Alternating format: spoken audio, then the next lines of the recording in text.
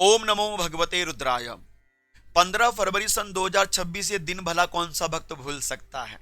आप भगवान शिव के साधकों के लिए 15 फरवरी किसी अनमोल रत्न से कम नहीं है। ऐसे व्यतिपात योग, सर्वार्थ सिद्धि योग, श्रवण नक्षत्र में आपको महाशिवरात्रि का अद्भुत योग संयोग प्राप्त हो रहा है। कुछ भक्त ऐसे होते हैं जो पूजा भी करते हैं, लेकिन पूजा के साथ साथ कोई पाठ करना चाहते हैं। तो ऐसा महाशिवरात्रि में कौन सा पाठ करें जो आपके जन्म जन्मांतरों को सिद्ध कर दे, आपके इस जीवन की नैया को पार कर दें। तो मैं आपके सामने शिव महापुराण के प्रमाणों के माध्यम से महाशिवरात्रि में कौन से ऐसे दिव्य पाठ आप कर सकते हैं जो आपके जीवन के लिए महाकल्याणकारी हो सकते हैं। महाशिवरात्रि में बहुत सारे स्तोत्र, बहुत सारे पठन पाठन करने के लिए आपको पुस्तकें मिल सकती हैं, लेकिन शिव महापुराण में लिखा हुआ है कि महाशिवरात्रि के दिन आप शिव महापुराण का पाठ जरूर कीजिए।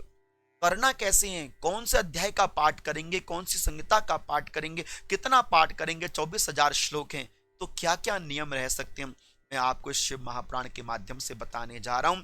यह पाठ करना तो आपकी ज्ञान की वृद्धि के लिए है, किंतु यदि आप महाशिवरात्रि में पूरे शिव महापुराण के ग्रंथ का पाठ नहीं कर सकते तो सबसे पहले मैं आपको यहां एक प्रमाण दे रहा हूं। आप भी जाके शिव महापुराण में पढ़िएगा।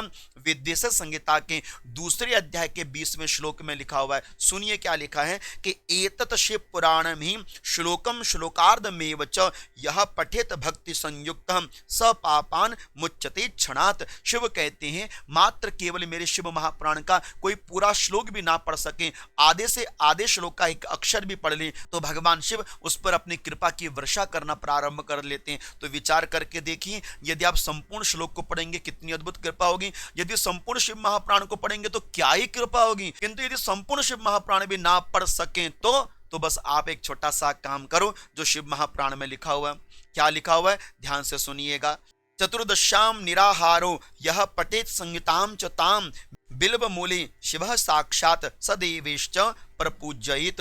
विद्वेषक संहिता के दूसरे अध्याय के 46वें श्लोक में लिखा हुआ है कि जो महाशिवरात्रि के दिन, शिव चतुर्दशी के दिन बेल वृक्ष की छांव में बैठकर एक संहिता का यदि पाठ कर लेता है, कोई भी एक संहिता का पाठ, विद्वेषक संहिता, उमा संहिता, कैलाश संहिता, आप कोटि रुद्र संहिता, रुद्र संहिता, कोई भी एक संहिता का पाठ कर लेते हैं, भगवान शिव आपके ऊपर अपनी संपूर्ण कृपा को बरसा देते हैं। यदि आप शिव महापुराण पढ़ेंगे, चाहे संस्कृत में पढ़ें चाहे हिंदी में पढ़ें जरूर, ना पढ़ सके तो सुने जरूर, आपका महादेव अवश्य में कल्याण करेंगे। क्यों करेंगे, क्योंकि विद्वेषक संहिता में लिखा हुआ है दूसरी अध्याय के 67वें श्लोक में लिखा हुआ है कि शैवम पुराण तिलकम खलु सत पुराणाम वेदांत वेद विल सतपर वस्तु गीतम यो वे पठेत च शृणुयात परमादरेण शंभु प्रिय सही लभते परमाम गतिम वे।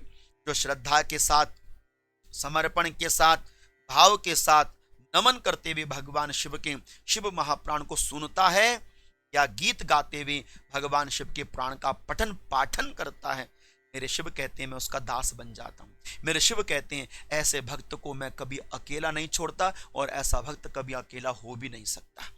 ऐसी अद्भुत कृपा है क्योंकि उसके नाथ दीनानाथ देवादिदेव महादेव बन जाते, त्रिलोकीनाथ उसके नाथ बन जाते हैं। इसलिए शिव महापुराण महाशिवरात्रि में चाहे एक संहिता पढ़ो, चाहे आधा श्लोक पढ़ो, चाहे एक श्लोक पढ़ो, लेकिन महाशिवरात्रि में जरूर पढ़ना। इस प्रकार से महाशिवरात्रि में आप शिव महापुराण का दिव्य पाठ कर सकते हैं।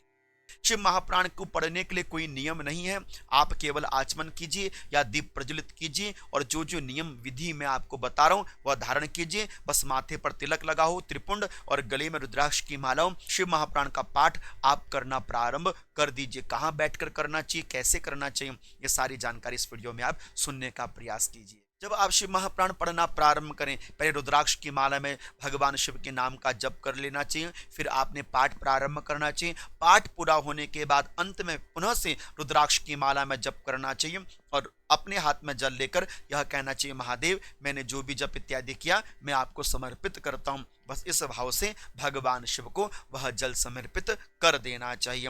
अंत में प्रणाम करके प्रदक्षिणा करनी चाहिए 3 बार अथवा आधी बार अथवा 7 बार। प्रणाम करके महादेव को अपने इस पाठ को शिवार्पण कर देना चाहिए। इसीलिए यह वीडियो मैंने आपके सामने प्रेषित की थी कि कुछ अच्छा मैं आपकी जानकारी में आपको दे सकूं। आशा करता हूं ये वीडियो आपको अच्छी लगी हो। अच्छी लगी हो तो अवश्यमेव इसको आगे शेयर कीजिएगा, ताकि आप और शिव भक्तों तक इस वीडियो को पहुंचा सकें। आप सभी को प्रेम भरी ओम नमो भगवते रुद्राय।